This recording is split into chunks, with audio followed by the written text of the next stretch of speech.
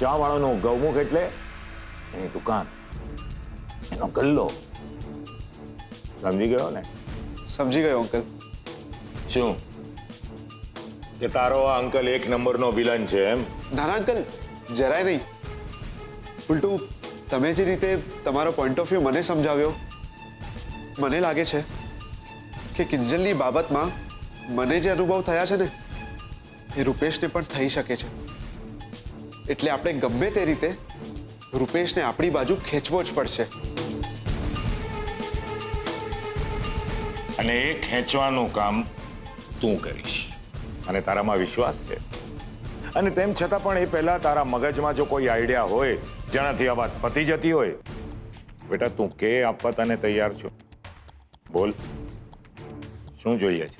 બસ uncle, કંઈ નહીં. તમે આજે જે રીતે તમારા મનની વાત કરી એ જ રીતે કરતા રહો. એમાં બધું આવી ગયું.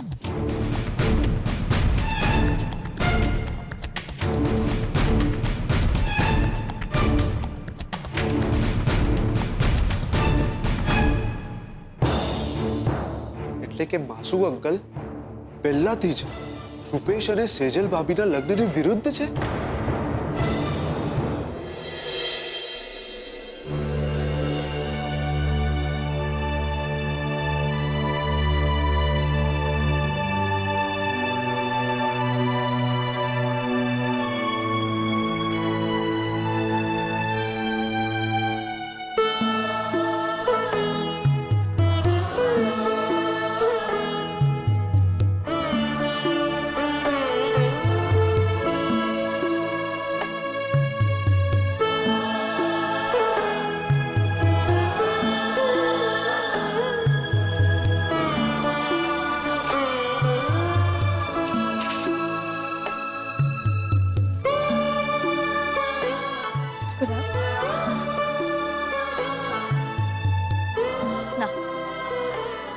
રડવાનું નથી, કઈ નથી થયું. સમજો, બધું બરાબર છે.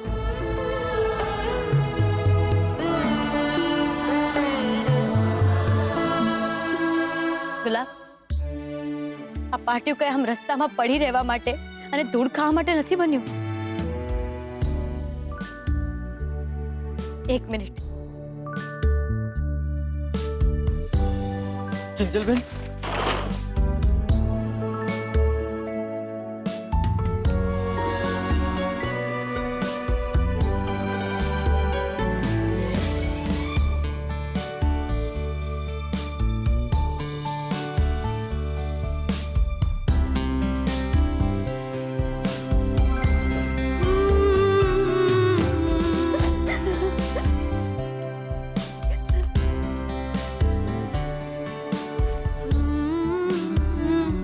કિંજલ, આજો.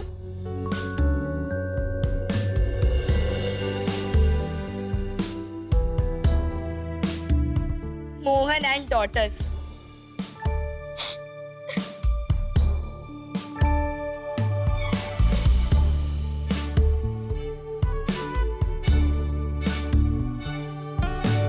પપ્પાનો તકિયો.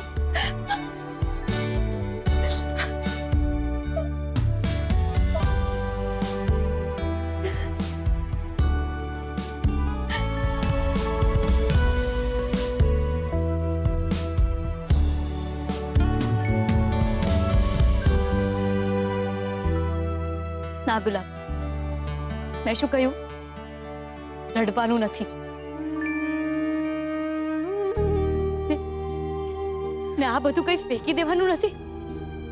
ફેંકી થોડું દેવાય? અરે આ બધું તો આપણી મહેનતની, આપણી સ્ટ્રગલની યાદગીરીઓ છે. પેલું મ્યુઝિયમમાં મુકાતું હોય છે ને, એમ જ આપણે પણ આ બધું સાચવીને મૂકી દઈશું. ત્યાં સુધી જ્યાં સુધી આપણો નવો ટી સ્ટોલ ના બને. હા, નવો ટી સ્ટોલ. આ શું બોલી રહી છે તું કિંજલ? હાલત જોઈ રહી છે આ બધી? અને આના પહેલા પણ ટી સ્ટોલ બનાવવામાં આપણી કેવી હાલત ખરાબ થઈ હતી યાદ છે ને તને? તો શું થયું? ફિનિક્સ પંખી રાખવાથી પાછું ઊભું થઈ શકતું હોય તો આપણે કેમ નહીં? ને આપણા પપ્પા, એમની તો આખી જિંદગીની મહેનત હતી આ દુકાન. ને તોય જો એ એમ કહી શકતા હોય કે એ લડશે તો આપણે કેમ નહીં? સેજલ, કેવું સહેલું છે કિંજલ, પણ કરવું બહુ અઘરું. હા કિંજલબેન, અહીંયા જેટલું પણ નુકસાન થયું છે ને એ જોયા પછી તો નવો ટી સ્ટોલ ઊભો કરવો એ શક્ય નથી. નવા ટી સ્ટોલ માટે પૈસા ક્યાંથી લાવીશું? હા, હું તો કહું છું આ જેને પણ કર્યું છે ને આપણે એને શોધીએ અને એને પકડીને આ દુકાન એની પાસે જ રિપેર કરાવીએ. ના ગુલાબ, બિલકુલ નહીં. આ જે કોઈએ પણ કરાવ્યું છે એ નકારાત્મક માણસ છે, તો એના પૈસા તો વધારે નકારાત્મક હોવાના. એટલે આપણે સકારાત્મક વિચારીશું, પોઝિટિવ થિંકિંગ, આપણા દમ પર, આપણી હિંમત પર. આ પાટિયું તો હું ફરી એક વાર પાછું લગાડીશ. આ બધું તું કઈ રીતે કરીશ? હું નહીં, આપણે બધા મળીને કરીશું. આપણી પાસે હિંમત છે, સકારાત્મક વિચારો છે, તો કોઈ વાંધો નહીં આવે. જેમ પપ્પાએ અન્યાયની સામે લડવાનો નિર્ણય કર્યો છે એમ આજે હું પણ.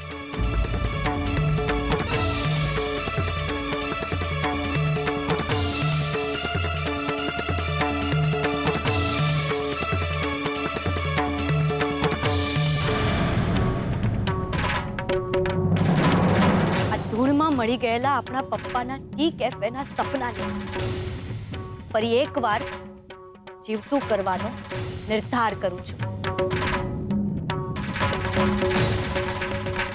ને મને વિશ્વાસ છે આપણે બધા સાથે હોઈશું ને તો ભલે ને જગ્યા અલગ હોય પણ મોહન એન્ડ ડોટર્સનું પાટિયું જરૂરથી લાગશે.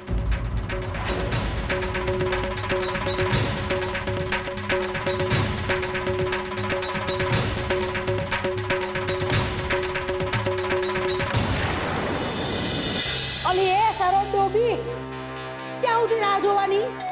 અરે મેણા ટોણા માયરે હંભળાવીએ, ભૂખ મરી નથી જતી. અરે લાવ ને હાથ લઈને ખાવાનું. હા હા બા લો.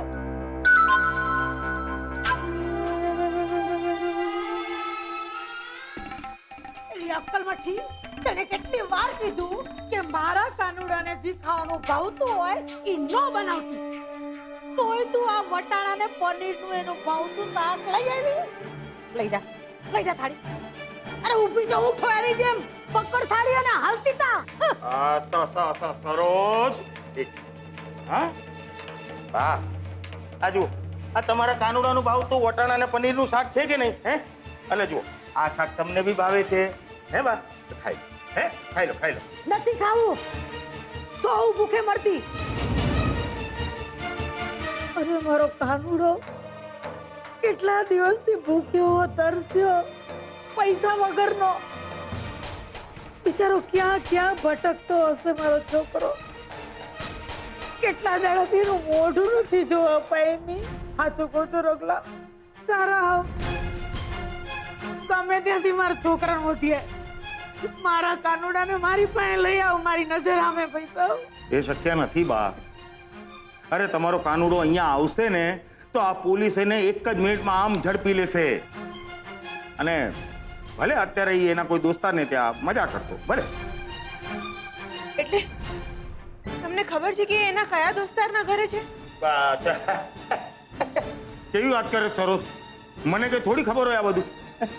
આ તો છે ને બા, આ ઓલું ગાંધીનગરનું યાદ છે ને તમને? આપણને કહ્યું હતું કે હું ગાંધીનગર છું અને સાહેબ એના દોસ્તારો સાથે ડુમ્મસમાં મજા કરતા હતા. હે, એવું જ કંઈક હશે. અને ઓ બા, તમને બીજા કોઈ ઉપર ભરોસો હોય ન હોય પણ પોતાની પીવડાવેલી ગળથુથી પર તો ભરોસો છે કે નહીં?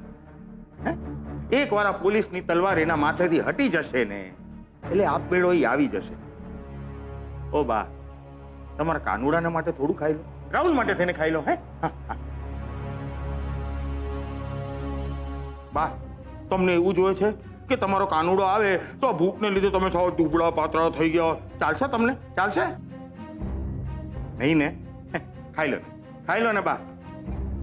અને ઓ બા, મને બહુ ભૂખ લાગી છે. હે હવે જો એમ નહીં કહેતા કે તારે તો ભૂખ્યા રહેવાની જરૂર છે. એ મારી બા, એ મારી વાલી બા, હે થોડું ખાઈ લો. હે થોડું ખાઈ લો. જો તમને મારા સમ, મારા સમ, બસ થોડું, બસ આટલું ખાઈ લો. બહુ સરસ. હવે પોતે ખાઓ. હા,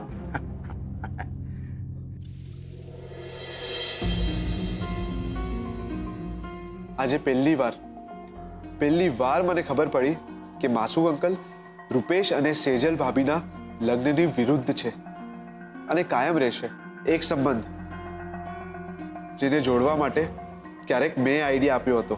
આજે પરિસ્થિતિ કંઈક એવી આવી ગઈ છે કે એને તોડવા માટે પણ આઈડિયા મારે જ વિચારવાનો છે અને હું વિચારીને જ રહીશ. કારણ કે જો સેજલ ભાભી, અત્યાર સુધી તો ભાભી જ, જો એમનો રૂપેશ સાથેનો સંબંધ ધી થઈ જાય તો હું પણ કિંજલ નામના કુંડાળામાંથી બહાર આવી જઈશ. ક્યારેક મિત્ર હતા, અત્યારે દુશ્મન છીએ અને પછી માત્ર ને માત્ર બે અજાણી વ્યક્તિ. ને મને ખુશી છે આ વાતની. જે રીતે માસુક અંકલને મેં કિંજલની દુકાન તોડાવવાનો આઈડિયા આપ્યો હતો, માસુક અંકલને એમ હતું કે મેં એમને આ આઈડિયા કિંજલ સાથેની દુશ્મની કાઢવા માટે આપ્યો છે. અને એ જ રીતે કિંજલ પ્રત્યેની મારી ઘૃણા રૂપેશ અને સેજલ ભાભીના લગ્ન તોડાવીને છતી કરી દઈશ. દુકાન તૂટી ગઈ ત્યારે એ સમયે તો એવું લાગ્યું કે બસ હવે આગળ શૂન્યાવકાશ જ છે. પણ પપ્પાની વાતોએ મને પંખી ફિનિક્સની જેમ ફરી એકવાર ઊભા થવાની પ્રેરણા આપી.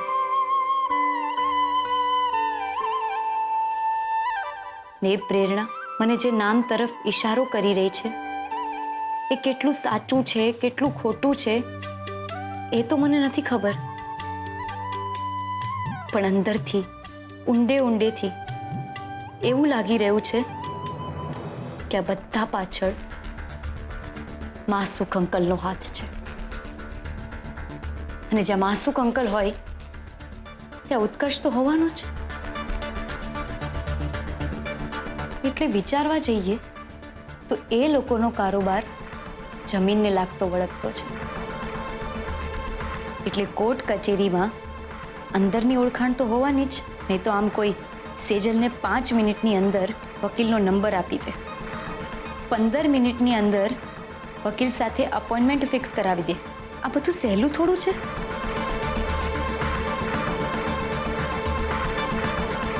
પણ આ વાત સેજલ કે રૂપેશ જીજુને કેવી રીતે કરાય? રૂપેશ જીજુ તો બિચારા કેટલું બધું કરે છે અમારા માટે. મને તો કંઈ નથી સમજાતું કે શું કરું. દુકાનને ફરી એકવાર ઊભી કરવા માટે આગળ પગલાં ભરું કે પછી સત્યનું પગેરું શોધવા નીકળી પડું? મને લાગે છે સત્યને જ પહેલા શોધવું જોઈએ, જેથી એ વ્યક્તિ બીજી વાર આવું કરવાનું વિચારી પણ ના શકે. હે ભગવાન, મદદ કરજો, રસ્તો બતાવજો. ને જો મારી શંકા સાચી હોય તો એ વ્યક્તિને બધાની સામે છતી કરવાની હિંમત પણ આપજો.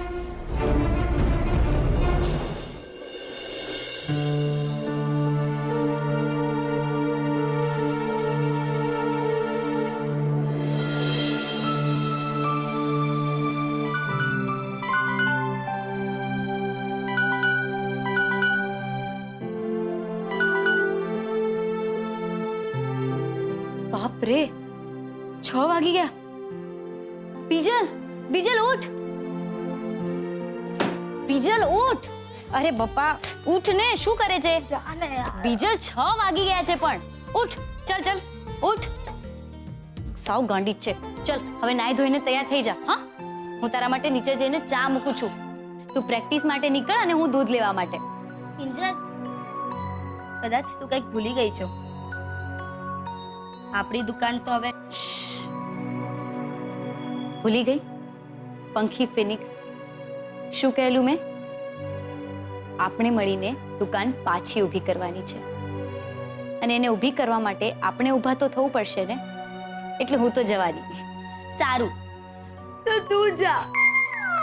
પણ મારી તો હજુ એક ગુડ નાઇટ જ ચાલુ છે. એમ કેમ ગુડ નાઇટ ચાલુ રહે તારી? ચલો ઊભા થાઓ, નહીં તો પછી અક્ષય સર તમને સજા આપશે, સમજ્યા? કે બીજલ કેમ લેટ આવી? ચલો 25 રાઉન્ડ મારો. એવું એ નહીં કરી શકે, કારણ કે મેં આજથી નક્કી કર્યું છે કે હું અક્ષય સર પાસે ટ્રેનિંગ લેવાની નથી. કેમ? પાછું શું થયું નવું? અરે એ જ તો વાત છે કિંજલ. જે કંઈ પણ નવું શીખવામાં આવે છે એ ફક્ત સ્વાતિને જ આવે છે. અક્ષય સર જ્યારે હોય ત્યારે સ્વાતિ સ્વાતિ સ્વાતિના નામની માળા જપે રાખે છે, ને જ્યારે મારે કંઈ શીખવાની વારી આવે ને ત્યારે બીજલ બીજલ બીજલ. અરે યાર, હું પણ તો મહેનત કરું છું ને. પણ ના, એટલે આજે મેં પણ કહી દીધું ના. એવું ના ચાલે બીજલ. અને ત્યારે તો ખાસ નહીં જ્યારે ટુર્નામેન્ટ માથા પર હોય. તો ચાલ જોઈ ઊભી થા અને પ્રેક્ટિસ પર જા. ચલો. ના કિંજલ, મારાથી હવે સહન નથી થતું યાર. ને હંમેશા આપણે જ સહન કરીએ છીએ ને. કેમ? કારણ કે આપણે મધ્યમ વર્ગના છે ને જો આટલી મહેનત કર્યા બાદ છેલ્લે પૈસો જ બોલવાનો છે તો પછી બોલવા દે પૈસાને. ફાલતુની મહેનત કરવાનો શું મતલબ? એમ જો અર્જુને પણ આમ જ વિચાર્યું હોત કે છે ને મોટા મોટા ધનુર્ધારીઓ એ જીતશે, હું શું કામ મહેનત કરું, હું શું કામ આંખ વીંધું, તો શું આજે સ્પોર્ટ્સ જગતમાં અર્જુન એવોર્ડ અપાતા હોત? નહીં ને. તો બીજલ, પપ્પા પાસેથી કંઈક તો શીખ. એમનું આખું સપનું ધૂળ થઈ ગયું ને તો પણ એમને પોતાની હિંમત પર ધૂળની રજ પણ નથી બેસવા દીધી. અને એક તું છે જે આખે આખા માટીના કાટમાળ નીચે જીવવા માંગે છે. કેમ? એટલે ઊભી થા બીજલ અને ખંખેર ધૂળ. અને એવું પણ નથી ને કે મને ખબર નથી કે આપણી દુકાન તૂટી ગઈ છે. તો પણ આજે હું દૂધ લેવા જઈ રહી છું ને, એટલે સમજ બીજલ, દૂધ આવશે તો ચા બનશે, અને જો ચા બનતી થઈ જશે તો એકવાર દુકાન પાછી આવશે. કદાચ તું આવું વિચારી શકે છે કિંજલ, કારણ કે તું કિંજલ છે. તને લડીને જીતી બતાવવાની ફાવટ છે. પણ હું તારા જેવી તાપીનગરની રાણી નથી ને. ને તું તાપીનગરની રાણી બનવા માટે જન્મી પણ નથી. તો બેડમિન્ટન જગતની મહારાણી બનવાની છે, સમજી? અને આ સ્વાતિ, અક્ષય સર ગમે તે બોલે, શું ફરક પડે છે? હા, ભૂલી જા બધું. ને પંખીની આંખ જો, ફક્ત આંખ. ને તારા માટે પંખીની આંખ છે ટુર્નામેન્ટ. પછી જો તું પૈસો જીતે છે કે પછી પરિશ્રમ. સાચે કિંજલ? ના ના, મને તો આમ સવાર સવારમાં તને ભાષણ આપવાનું મન થઈ ગયું. કિંજલ, શું કિંજલ? હા, ચલ હવે ઊભી થા. ને બીજલ, મને વિશ્વાસ છે તું કરી શકે છે અને તારે કરીને બતાવવાનું છે, સમજી? બીજલ, અત્યારે ઘરની જે પરિસ્થિતિ છે ને, હું ઈચ્છું છું તો પણ પપ્પાનું ટી કેફેનું સપનું પૂરું નથી કરી શકતી. અને આજે તારી પાસે તક છે તો કરી બતાવ, જીતી બતાવ. તે પછી જોતું પપ્પા કેવા બધાને આમ કહેતા કહેતા ફરે છે કે મારી બીજલ, મારી દીકરી, મારી ફૂલબેટ. બીજલ, કેટલા દિવસ થઈ ગયા પપ્પાની ખુશી ક્યાંક ખોવાઈ ગઈ છે. પપ્પાના ચહેરાનું સ્મિત ક્યાંક ખોવાઈ ગયું છે. બીજલ, પપ્પા માટે આટલું કરીશ ને?